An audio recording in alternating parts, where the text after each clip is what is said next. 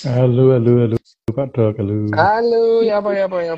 Wes Aduh, iki iku sudah, mau ambek iya, ambek Cito ngomong sampai berbusa-busa ngomongi Jared Diamond ngerasani gitu. ya. Ngerasani Jared Diamond. Sekarang kita balik ngerasani Mukerji ya. Ngerasani mau kerja. Ini Udah kita hampir 2 purnama ya, Pra ini. iya ini kita membahas Mukerji itu. Nah, sekarang kita mau membahas tentang yang namanya sel patogenik ya. Ya, siapa Sel tuh ini? patogenik gitu. Memang sih kalau di apa namanya di bukunya Mukherjee gitu ya. Kalau kita berbicara bukunya Mukherjee ini memang ajaib kok ya itu. Mukherjee itu memang kalau kalau nggak ajaib ya bukan Mukherjee lah gitu. Di bukunya Mukherjee kita berbicara tentang bukunya Mukherjee. Nah kita kita kan ngomong yang namanya eh ini masih part one loh ya kita Iya, ngomong ya itu. masih. Kita ngomong masih part one gitu.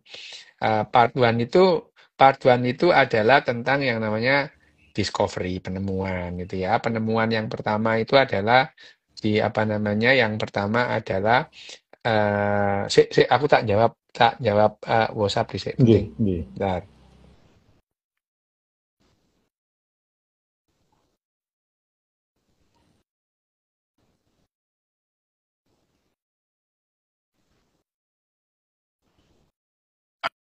Ah, itu ya itu. Jadi kalau berbicara eh, kita berbicara mengenai eh, bukunya Mukherjee ini, kita pertama ya, tadi kita masih part one. Part one ini nggak selesai-selesai karena memang Mukherjee itu lebih padat dari yang namanya Jared. Lebih Hmm. padat itu. Lebih padat dan eh, dia itu lebih detail bahasnya. Kalau Jared itu kan karena dia researcher menjelaskan tentang risetnya. Tapi salah satu hal Mukherjee ini selain dia itu menjelaskan kenapa sampai begini, yang paling penting dia itu menceritakan asal usulnya gitu. Jadi kita bisa menangkap itu ya, menangkap.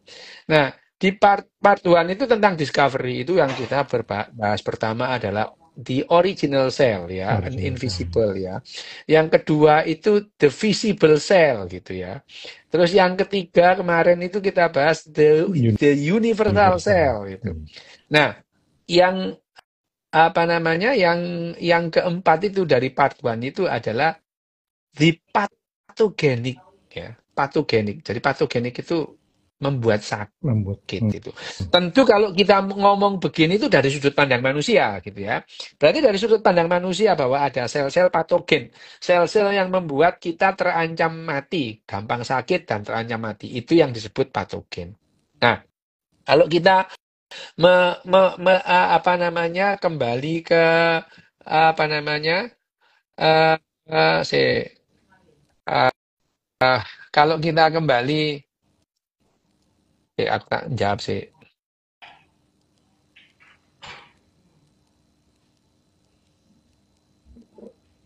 Oke. Jadi kalau kita kembali ke bukunya Mukherjee itu seperti biasa Mukherjee yang India itu ya, yang India itu selalu lah ya dia itu membuat sesuatu yang emang menggelitik gitu ya, menggelitik. Nah, dia itu di awal dari bab chapter ini itu ya itu di chapter ini dia itu menulis apa memasang memasang memasang sebuah itu di majalah Science deh itu ya di majalah Science itu tulisannya Elizabeth Pennisi gitu ya Elizabeth Pennisi di majalah Science tahun 2018 gitu ya. Bagaikan apa pertapa lah ya itu bagaikan pertapa gitu eh apa mikroorganisme hanya perlu peduli soal memberi makan dirinya sendiri ya gitu ya gitu tidak diperlukan lah yang namanya koordinasi atau kerjasama dengan yang lain gitu walaupun sejumlah mikroorganisme itu menggabungkan kekuatan gitu ya. Itu jadi sementara itu sel-sel dalam organisme multiseluler dari 4 sel di sebagian alga sampai 37 triliun sel manusia gitu. Melepaskan kemandirian untuk bisa tetap rapat bersama-sama gitu ya itu disebutkan di sini. Jadi bagaimana kehidupan awal yang mikroorganisme tunggal itu ya mikroba ya, bakteri itu dia nggak peduli dengan bakteri yang lain dia makan. Tapi sementara alga itu Hmm. multiseluler gitu ya. Hmm. Alga itu multiseluler itu 4 sel membentuk satu organisasi. Lah manusia ini gitu ya. Manusia ini ada yang namanya 37 triliun ada dalam tubuh kita ini ya. 37 triliun sel kita, sel manusia. Dan satu sel manusia ditemani oleh 20 sel Hmm. bakteri gitu. Berarti ya udah kalikan aja 37 triliun Kali dua dikalikan puluh 21. Itu Hmm. adalah sel yang ada tubuh kita ini. Ini yang disampaikan. Eh, jadi sebetulnya yang namanya bakteri tipes itu ya dia tuh cuma cari makan itu. Cuman ya terus kemudian masuk di tubuh kita yang Hmm. membuat kita sakit gitu. Sama bakteri bakteri apalah misalnya atau apa jamur gitu ya. Jamur ya apa namanya ya gitu. Jamur ini dia cari hidup sendiri gitu. Ya cuma nempel Mengurut-urut. di ya iya loh. Ya bukan Hmm. untuk memang dunia ini tempatnya kehidupan gitu ya. Tempatnya kehidupan itu. Nah itu yang ada itu ya dan di buku ini kelihatan banget bahwa yang namanya memang sih saya juga gitu ya. Saya itu aku juga itu kagum banget sama yang namanya Virchow itu. Virchow, Ya, betul itu Virgo. Virchow. Rudolf Virchow itu kagum. Nah, di sini siapa namanya? Si Mukherjee juga menentukan ya di alinea pertama itu sudah menyebut yang namanya Rudolf Virchow. Rudolf Virchow itu bukan satu-satunya saintis yang mendapat pemahaman tentang sel-sel ya dengan memikirkan patologi gitu ya. Jadi Rudolf Virchow itu ngomong patologi tahun 1850-an itu ya. Hmm. Loh, sebelumnya itu Anthony van Leeuwenhoek itu ya. Oh, Hmm. tahu Yang Anthony van bakul Leeuwenhoek kain itu dengan ya. iya itu abad ke-15 itu. Abad ke-16 itu dengan animal kulumnya Anthony van Hmm. Leeuwenhoek itu sudah melihat itu ya. Ya, lewat mikroskop ya. 2 abad sebelumnya itu yang kemungkinan merupakan kehidupan-kehidupan otonom bersel tunggal namanya mikroba gitu ya itu ya. Dan walaupun mayoritas sangat besar mikroba itu tidak berbahaya bagi manusia, mayoritas gitu ya, tidak berbahaya. Sebagian di antaranya mempunyai potensi merusak jaringan manusia, Hmm. ya, memicu peradangan, pembusukan, penyakit-penyakit mematikan, gitu ya. Itu jadi bukan hanya Virchow. Virchow itu ya Virchow udah jelas ya tahun 1850 itu dia udah udah jelas tapi dia bukan yang pertama gitu. Teori Kuman bahwa yang namanya mikroorganisme itu merupakan sel-sel hidup mandiri yang dalam beberapa keadaan itu bisa menyebabkan kematian manusia. Ya, ini teori Kuman itu, ya teori Kuman. Kuman. Jadi yang namanya kuman itu yang kita sebut kuman itu karena dia Hmm. merugikan kita. Germ Teori itu ya. kuman adalah yang pertama kali membuat sel bersentuhan dengan patologi dan kedokteran. Ini Hmm. adalah kuman gitu ya. Jadi yang namanya kuman itu nggak ada kuman baik, ya kuman jahat semua gitu ya. Ya itu kalau kita ngomong teori kedokteran ya. Hmm. Jadi kuman itu adalah kalau apa namanya, siapa itu bonekanya Susan siapa namanya? Eh, Ria Anes. Oh, Ria Sandy Enes Ria itu Anes. ya si Susan Ria itu Enes itu bonekanya. boneka Susan itu yang ada si kuman-kuman kaya pedes Hmm. gitu kan itu. Kuman bikin lantai nggak beres itu kan katanya itu. Apa iklan Eh, apa sih Gumbian? Pokoknya itu iklan super pel iklan ya. desinfektan lah ya. Bukan ya. Iklan ya itu iklan Hmm. desinfektan itu. Obat pel, Nah, obat pel. ya itu. Nah, hubungan antara sel mikroba dengan penyakit manusia itu muncul eh itu adalah jawaban dari pertanyaan yang yang sudah muncul lama lah gitu ya. Sudah muncul lama gitu. Misalnya apa penyebab pembusukan ya? Oh, ini betul ini kan orang itu kan orang mati membusuk gitu. Kenapa gitu ya gitu ya gitu ya.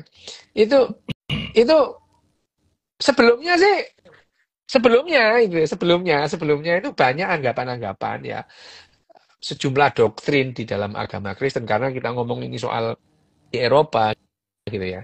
Pak, sejumlah doktrin agama Kristen, tubuh orang-orang suci itu ya, dan para raja itu konon tidak mengalami pembusukan, gitu ya. Konon gitu ya. Jadi tubuh orang-orang suci itu dan raja itu tidak mengalami pembusukan, terutama karena mereka itu menunggu waktu Waktu waktu tenggang dibangkitkan gitu ya, itu. waktu tenggang antara kematian, kebangkitan kembali dan kemudian naik ke surga gitu. Ini adalah anggapan dulu, tapi ketika ternyata ya laju pembusukan jenazah orang suci dan pendosa itu tidak ada bedanya itu ya.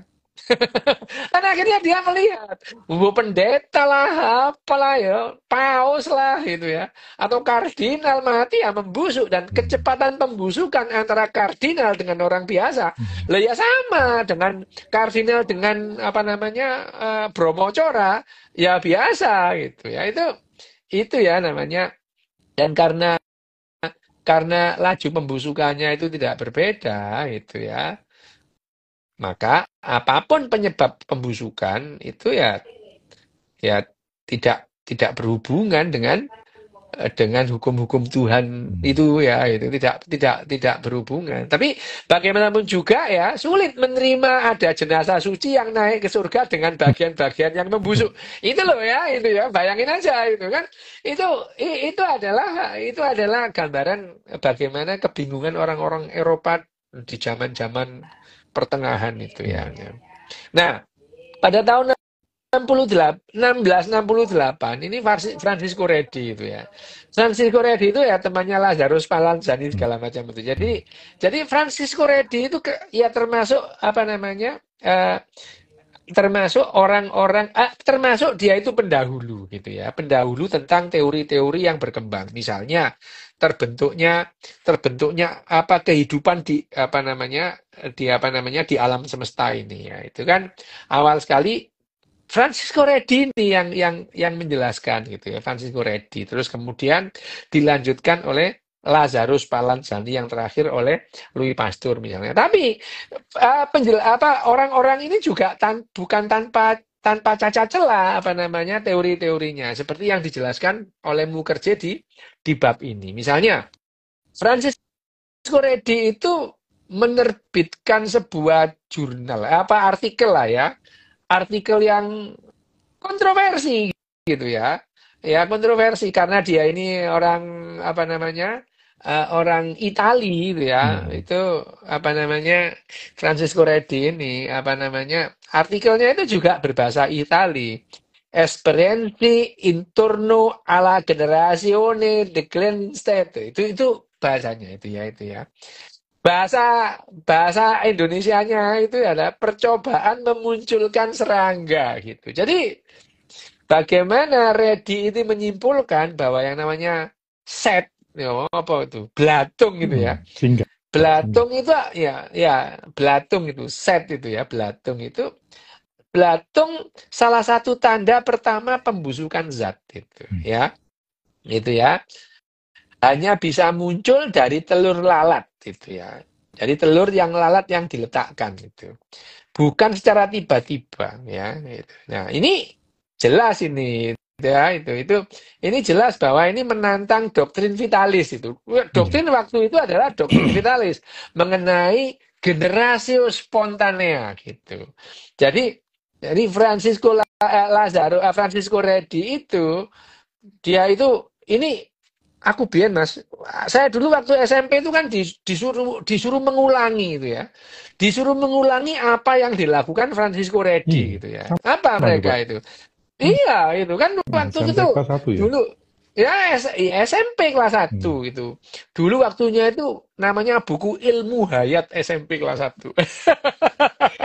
Ilmu Jadi hayat itu ya. beda Ilmu generasi hayat itu banget ya. ya. Ya ya.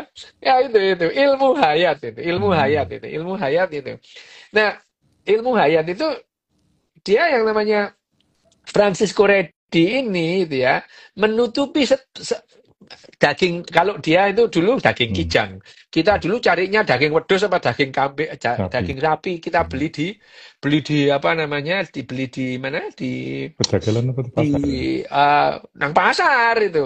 Tapi di pasar itu itu kan harusnya itu apa, permukaan daging sapi yang ada di pasar itu harus kita potong sampai kita Hmm. hanya dapat potongan di tengah-tengahnya yang belum tersentuh oleh lalat gitu ya. Itu yang namanya dulu itu bukunya itu ilmu hayat ya, ilmu hayat sesuai dengan kurikulum 74 ya, ingat ya. Itu di depannya itu buku ilmu hayat sesuai dengan kurikulum 1974 ya, wes lah, oke lah ya gitu ya. Itu adalah apa namanya, eh nah, tapi kita itu aku tuh jengkel. Kenapa kita itu disuruh mengulang eksperimen yang sudah terbukti bertahun-tahun? Ngapain gitu ya Hmm. itu? Aku protes ngono men, seneni mbek guruku. Ya wis lah ya, bahwa, bahwa yang dilakukan Francisco Reddy itu menutupi sepotong daging kijang atau ikan dengan kain yang tipis Hmm. itu, yang tipis gitu ya, yang bisa dilalui udara tapi tidak Tidak lalat, bisa tidak dilalui masuk tangan. gitu ya. Nah, ini yang daging. Jadi daging ini daging ini terbebas dari belatung, sementara daging yang sama kalau terpapar udara dan lalat ada belatungnya gitu. Itu nah, dan akhirnya Francisco Reddy ini yang apa namanya, menyampaikan adalah omne vivum Hmm. ex ovo. Semua kehidupan Berasal berasal dari dari, kehidupan. ya, dari kehidupan gitu ya. Itu semua kehidupan berasal dari kehidupan. Omne vivum ex vivo. Nah, ini yang dilakukan oleh Francisco Reddy gitu. Nah, ini tahun 1668 gitu. No, di Paris loh. Tahun 1859, 200 tahun kemudian Hmm. itu ya. Ya, 200 tahun kemudian Louis Pasteur itu melanjutkan percobaan Francisco Reddy. Jadi ya, yang namanya pengetahuan itu dulu berjalan lambat banget lah ya gitu ya. Kemajuannya itu berjalan lambat gitu. Kenapa? Ya tadi kita bicarakan di tempatnya si apa namanya Cito tadi. Cito gitu. Hmm. Apa-apa yang membuat penemuan itu jalan gitu. Kesediaan, Hmm. terus kemudian apa mana tadi banyak lah ya itu. Jadi ya bayangin aja tahun 68, 1668 Francisco Reddy mencoba. Nah, Louis Pasteur tahun Iya. 1859 ini melanjutkan percobaan Francis dengan menempatkan kaldu gitu ya. Kaldu rebus dalam botol dengan leher angsa. Leher angsa itu yang ada dalam itu loh. Kalau kita kakus itu loh ya. Kakus itu ya. Kakus itu kan kita WC kita itu pakai leher angsa itu ya. Tidak semua Labu bulat orang dengan lihat leher ya angsanya iya, pada. leher angsa itu ya. Nah, ketika Louis Pasteur itu membiarkan botol leher angsa itu terbuka ke udara, kaldu tetap steril gitu ya. Mikroba di udara tidak bisa mudah masuk. Tapi Hmm. ketika dia memiringkan itu labunya itu sehingga kaldu terpapar udara, lah itu ya, ya karena leher angsanya itu sudah nggak ada, tumbuhlah biakan mikroba keruh di kaldunya gitu. Nah, Pasteur menyimpulkan bahwa sel-sel bakteri terbawa dalam udara dan Hmm. debu. Nah, Hmm. itu ya, itu. Itu yang disebut putrefaksi gitu ya. Putrefaksi atau pembusukan. Bukan disebabkan oleh dekomposisi apa namanya organisme hidup yang ada di dalam, dari luar Hmm. gitu ya. Itu yang namanya pembusukan itu. Kalau yang Francisco Reddy tadi itu ulat itu tidak ada hubungannya dengan proses pembusukan gitu ya, ya Hmm. itu. Tapi dia nggak menjelaskan. Nah, si siapa namanya, si Louis Pasteur itu menjelaskan akhirnya bahwa yang namanya pembusukan itu dari dalam. Meskipun yang namanya kaldu itu busuk itu, Hmm. Tapi dia tidak terkontaminasi. Tapi kalau begitu dia itu terkontaminasi dengan udara, ada bakteri-bakteri di situ ya. Nah, makanya nah dekomposisi dan penyakit itu mungkin secara sekilas tampak sangat berbeda gitu ya. Tapi Louis Pasteur dalam hal ini menemukan hubungan penting antara keduanya, antara dekomposisi dan penyakit gitu ya. Dekomposisi itu apa namanya pembusukan itu tadi gitu ya. Nah, berikutnya itu kan tadi itu tahun 1859 gitu. Ada orang yang namanya Robert Dapat Koch kok. gitu. Ini orang Jerman gitu ya. Tentara Jerman ini sih Robert Koch itu perwira muda pangkatnya mungkin letnan lah ya itu. Yang pernah kuliah di kedokteran itu ya.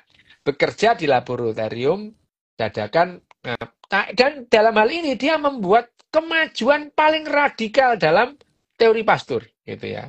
Ya, kemajuan paling radikal pada tahun 1876. Nggak lama setelah Louis Pasteur tadi kan tahun 59. Ini tahun 76.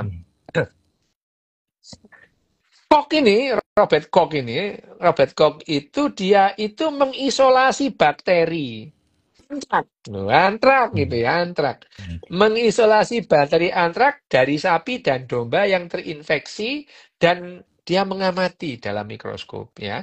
Bakteri antrak itu ya jelas ya, itu mikroorganisme yang bentuknya itu batang gitu ya, berbentuk batang yang ya transparan gitu. Nah, itu bakteri antrak juga membentuk spora dorman gitu ya, spora dorman yang bulat bulat itu. Nah, si spora itu tahan terhadap yang namanya kekeringan, panas gitu ya. Panas. Oh, Sakti air yang Mandraguna agak panas ya. itu sakti mandraguna gitu ya.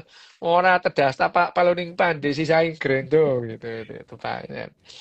Nah, ini tadi kalau misalkan ditempatkan dalam inang yang rentan itu ya, terus kemudian ditambahi air, spora ini akan kemudian menjadi Bakteri lagi. lompat lagi gitu ya. Jadi dormansinya itu hilang gitu ya itu. Jadi melompat kembali dari kondisi dorman menjadi hidup gitu ya. Dan ini mematikan itu. Ini Robert Koch gitu ya, tahun 1876 itu. Dia itu sudah berpikir begitu.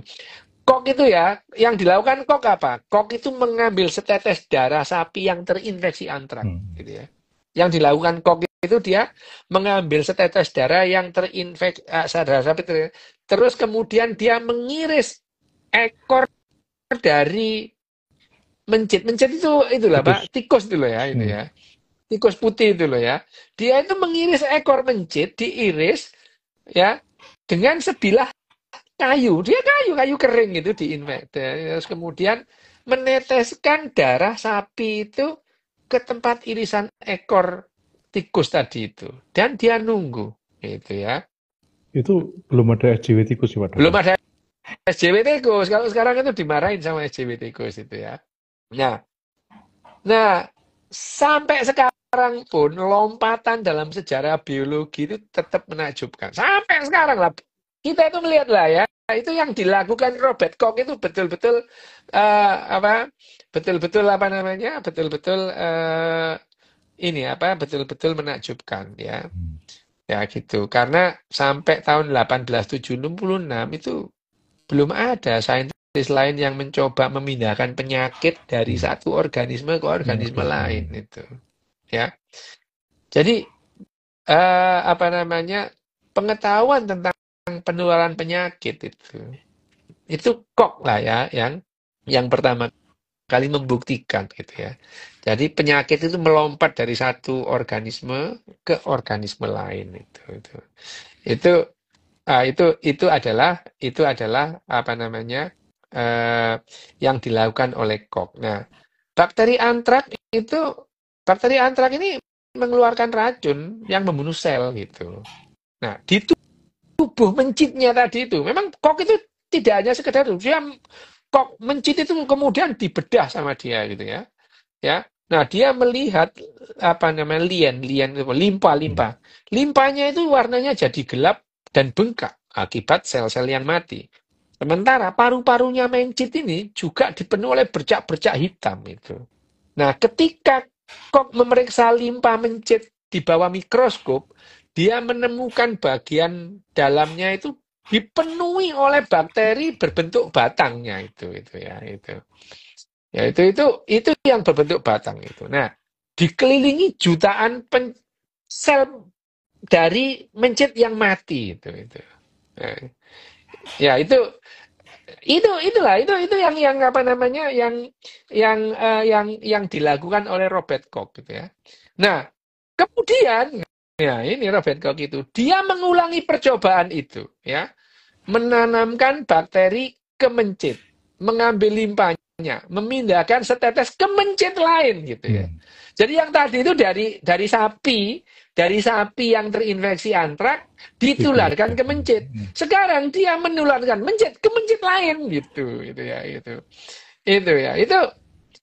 itu yang dilakukan oleh yang namanya Robert Koch gitu. Nah, sampai genap 20 kali gitu.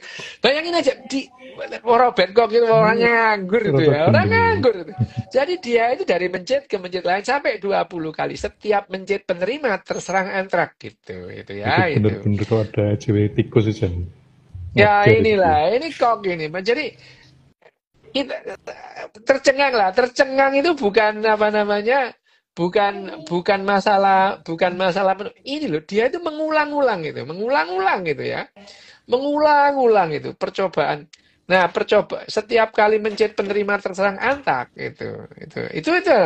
Nah, itu percobaan terakhir Koch itu yang paling brilian itu ya, paling brilian lah itu. Dia membuat wadah membuat tempat dari gelas steril dan menggantung setetes cairan yang diambil dari mata sapi mati gitu ya. Mata sapi mati itu. Terus dia menyuntikkan potongan limpa dari mencit itu, ya, dari mencit yang terinfeksi antrak ke dalam tetes itu. Bakteri-bakteri berbentuk batang yang sama tumbuh pesat dalam cairan, membuat tetes yang tadinya jernih menjadi keruh. Nah, ini nih ya. Nah, ini ya percobaan Koch ini stabil dan sistematis, ya. Hebatlah dia ini ya itu. Presisinya ngalah-ngalahi Polri itu. Kalau Polri itu kan salam presisi, ini presisinya itu betul itu ya. Presisinya itu nyaris seperti tentara yang berbaris itu. Nah, Louis Pasteur itu mengasumsikan bahwa hubungan sebab akibat antara pembusukan dan minuman anggur berkaitan dengan pertumbuhan bakteri gitu ya, itu.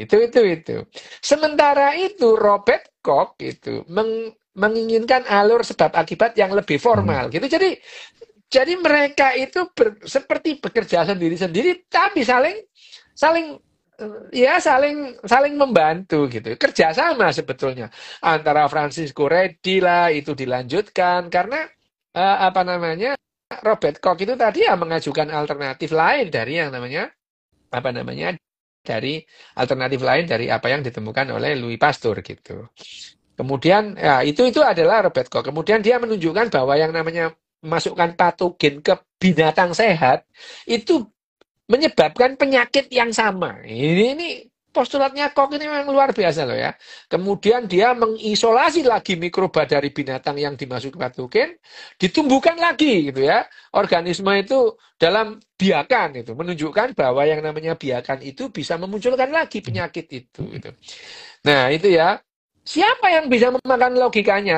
Tanya itu. Robert Koch itu nulis, gugurlah semua keraguan tentang apa benar yang namanya Bacillus anthracis itu merupakan penyebab berantrak itu ya itu yang nama jadi akhirnya ya penyebab antrak itu ya Bacillus anthracis ini gitu ya, bukan karena cuaca buruk lah itu, bukan karena cairan hitam kita gitu ya itulah ya itu yang sebut. Nah, berikutnya ini tahun berapa ya disebutnya 1884 di buku itu ya.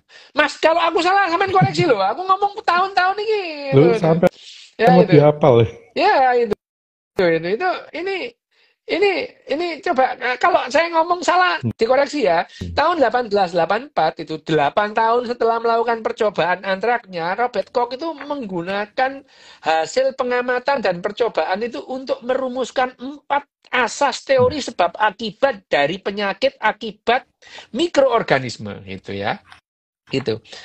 Nah, untuk mengklaim bahwa sejenis mikroba itu menyebabkan penyakit tertentu, itu misalnya itu ya, Streptococcus itu membuat pneumonia atau yang namanya Bacillus anthracis penyebab antras itu.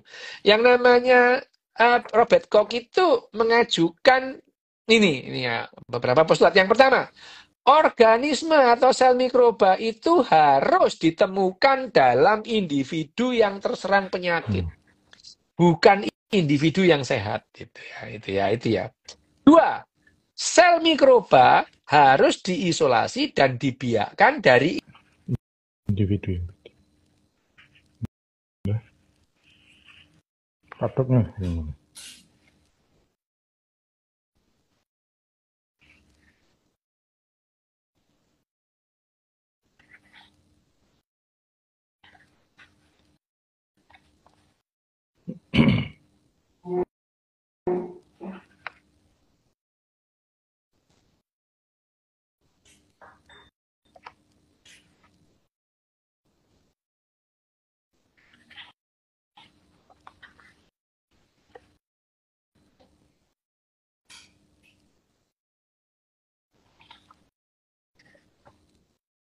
Lagi nerima telepon kata Mas Ical ya.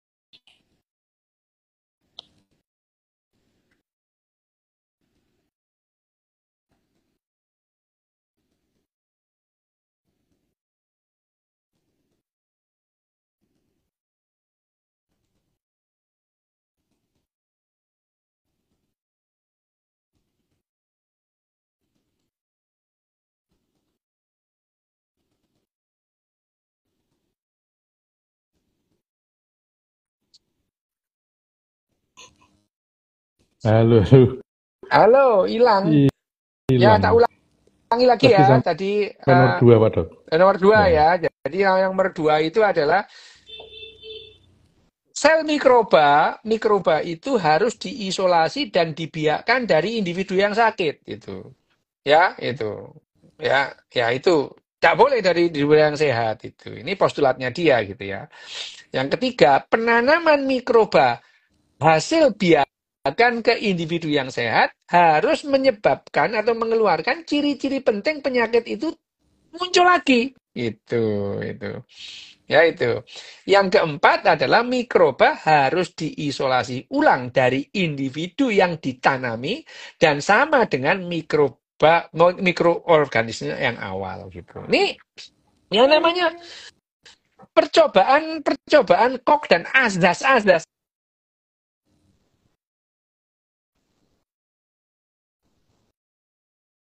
Kok ngeheng namanya, Dok?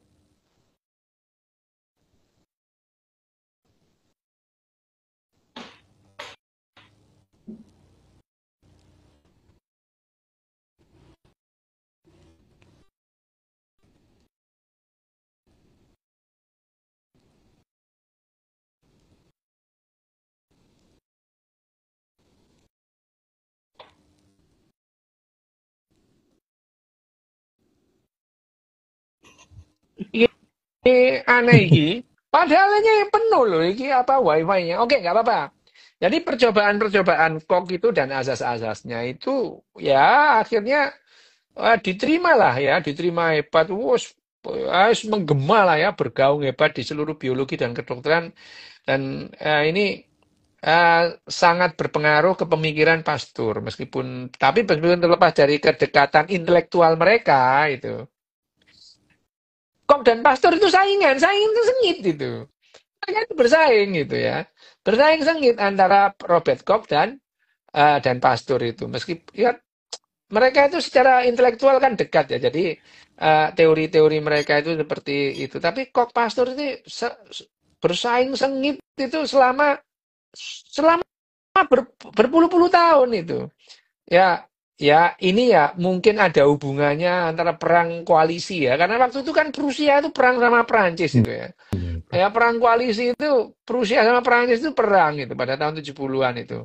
Sehingga mungkin itu mendorong mereka itu tidak bersahabat itu ya. Dan apa ya makalah-makalah Louis Pasteur itu mengenai antrak gitu ya, yang diterbitkan itu bareng dengan Koch itu ya, menggunakan istilah Prancis itu ya, bakteri dia gitu ya itu.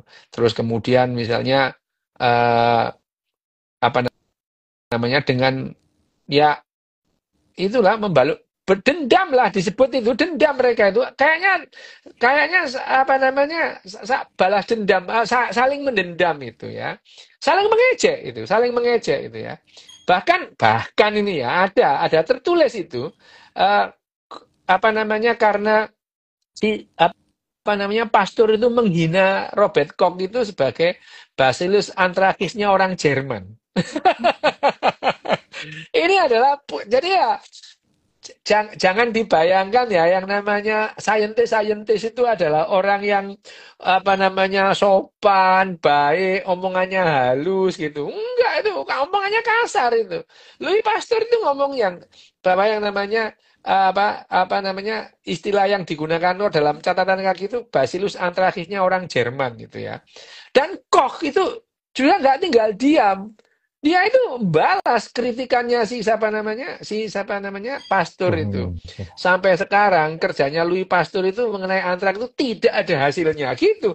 Jadi mereka berdua itu ditulis itu pada tulisannya jurnalnya Koch di jurnal Prancis tahun 1882. Jadi Robert Koch dan Paris apa namanya Louis Pasteur itu berantem sengit itu ya.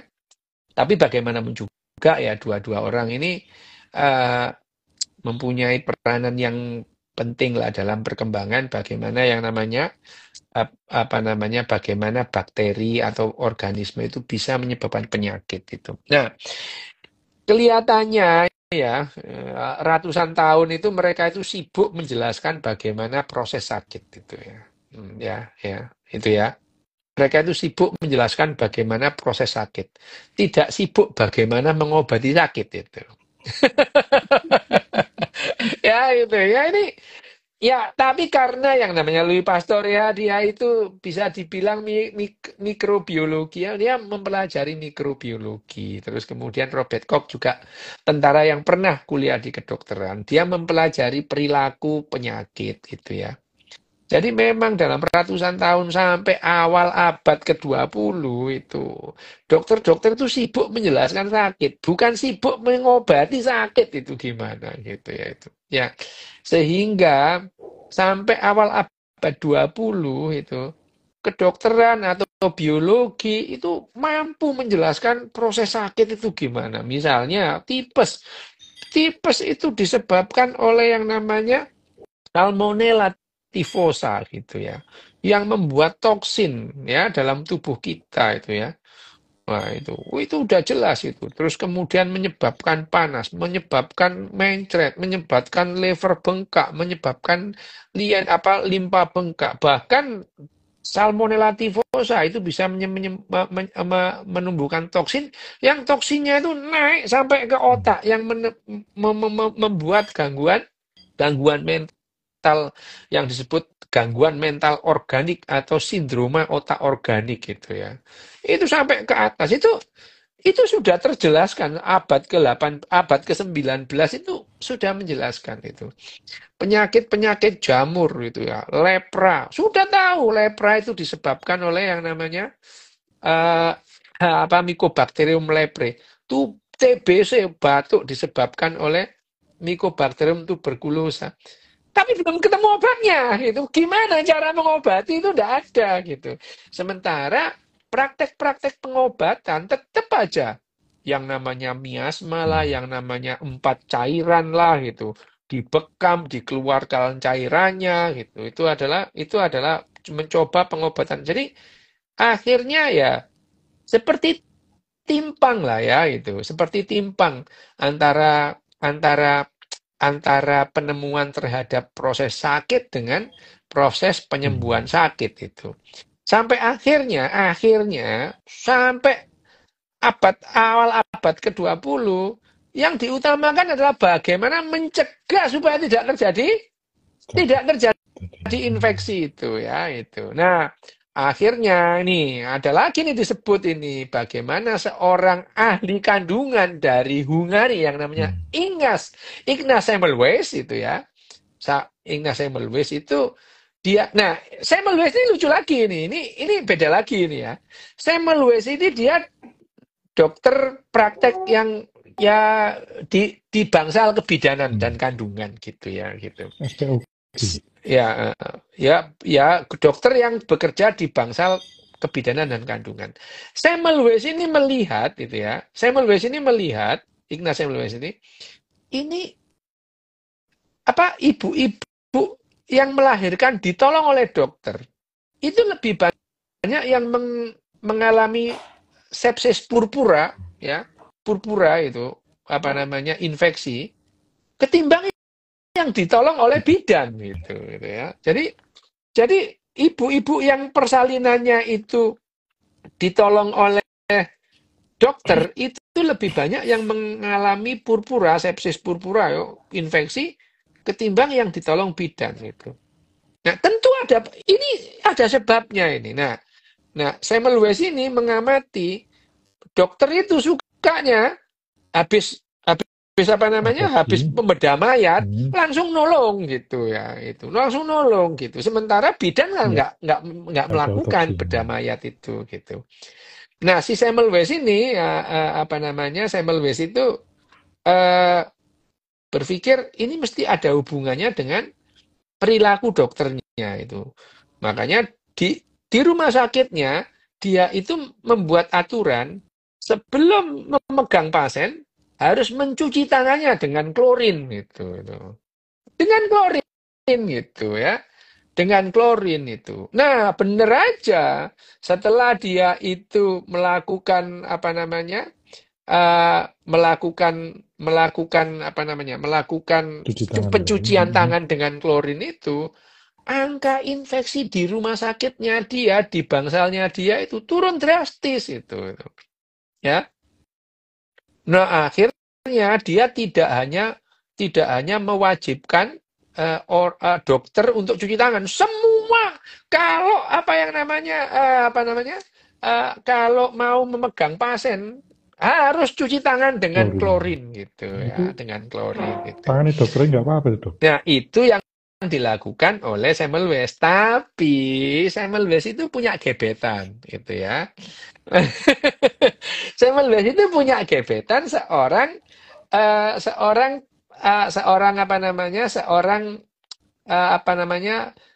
perawat bidan gitu. Yang tangannya alergi terhadap klorin gitu. Tangannya alergi terhadap klorin. Lah kebetulan Semmelweis itu temannya Goodyear. Goodyear itu adalah pengusaha latek gitu ya. Dia minta untuk dibuatkan sarung tangan latek untuk pacarnya ini gitu, untuk gebetannya ini. Nah, akhirnya setelah si perawat itu dibuatkan sarung tangan, ya yang lain minta gitu. Yang lain minta akhirnya semua orang menggunakan sarung tangan dan penggunaan sarung tangan yang menurunkan angka infeksi itu menyebar cepat dari Eropa sampai ke Amerika gitu ya itu. Nah, itu akhirnya itulah asal usul dari yang namanya Hans Kuhn itu ya itu adalah Semmelweis ini gitu. Nah, itu akhirnya, nah Samuel West ini yang pertama kali orang yang mempelajari septik dan aseptis. Jadi tindakan dalam kedokteran itu penting itu untuk apa namanya pencegahan. mengutamakan aseptis untuk menghindari lompatnya atau penularan penyakit gitu. Jadi ya sama. Jadi sekitar kalau kita itu melihat bahwa yang namanya Louis Pasteur berantem lah sama yang namanya sopo Robert Koch gitu ya. Terus kemudian Samuel West secara terpisah dia itu menemukan sarung tangan ya nggak sengaja untuk coba dia kalau nggak pacaran sama apa namanya bidan Bidan yang alergi klorin klorin itu. ya dia nggak terpikir lah. Nah juga dia bersahabat dengan pengusaha latte Goodyear gitu ya itu makanya dia lagi nongkrong nongkrong minum minum dia pesen lah itu coba bisa nggak dibuatkan ini dibuatkan itu makanya akhirnya terciptalah itu ya akhirnya terbentuklah yang namanya barang yang namanya handskun atau sarung tangan latex. Nah sarung tangan latex itu sampai sekarang dipakai gitu ya kira-kira gitulah ya yang namanya kita berbicara mengenai sel patogen Patogen. itu ya kira-kira masih banyak saya ini masih panjang dia berbicara tentang banyak itu tapi nanti kita bicarakan di kalau kita ngotot nanti malah nggak kena itu ya mungkin nggak banyak tapi memang bukunya Mukerje ini memang aduh keren lah ini ya jadi kalau membaca bukunya Mukerje itu saya itu serasa itu mengulang lagi kayak kaleidoskop gitu apa yang saya baca gitu ya. Nanti dia masih berbicara mengenai snow itu ya. Bagaimana snow itu cara penularan kolera gitu ya. Ini banyak ini. Itu keren kali itu, Pak. Ya snow itu keren Hmm. lah ini. Nanti kita bahas di pertemuan berikutnya. Mas, ini kurang 10 menit soalnya. Ya. Daripada keputus lagi nanti ya. Tapi ini, nah saya tuh bacanya sampai takjub-takjub terus bingung mau nanya apa. Ini yang nanya juga cuma satu ini. Dari Mandior 05. Dok, jadi kehidupan level terkecil kehidupan sel atau mitokondria? Itu Gini. Sekarang yang namanya sel mitokondria itu adalah bagian dari sel ya gitu. Mitokondria itu bagian dari sel. Tapi sebetulnya yang namanya mitokondria itu bakteri yang dimakan bakteri lain yang tidak gagal tercerna dicerna. secara sempurna gitu. Jadi seperti ada kehidupan dalam kehidupan gitu ya. Itu adalah mitokondria itu. Itu asal muasal dari calon tumbuh-tumbuhan dan binatang gitu ya. Ya itu. Terus ada lagi tuh ya yang memakan bakteri lain yang tidak tercerna sempurna. Jadi plastida itu calon tumbuhan gitu ya, yang akhirnya punya klorofil gitu. Klorofil. Itu ya. Jadi kalau sel itu ya sel itu adalah unit terkecil dari kehidupan gitu ya. Bakteri itu. Tapi mitokondria itu adalah sel dimakan sel yang tidak tercerna secara sempurna gitu. Jadi akhirnya ya itu jadi sel tersendiri. Tapi apakah mitokondria itu bebas? Ya enggak, itu organel namanya organel dari sel binatang dan tumbuhan itu. Jamur nggak punya itu, nggak punya mitokondria itu. Ya gitu. Kayaknya sudah cukup, Pak Dok. Ya Sampai wes juga udah udah kita bahas lagi maraton tadi berikutnya nggih. ya. Oke, ya. Matur nuwun Baik, sanget, sampai nanti ketemu lagi. kita janjian lagi. Oke. Makasih banyak teman-teman. Kita ketemu lagi kapan-kapan, Pak Dok. Matur nuwun nggih.